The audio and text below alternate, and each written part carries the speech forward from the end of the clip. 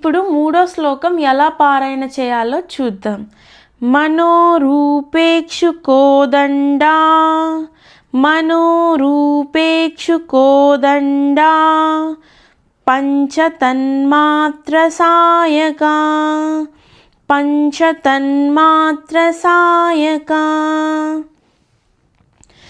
నిజారుణ ప్రభాపూర మజ్జత్ బ్రహ్మాండ మండలా నిజారుణ ప్రభాపూర మజ్జత్ బ్రహ్మాండ మండలా.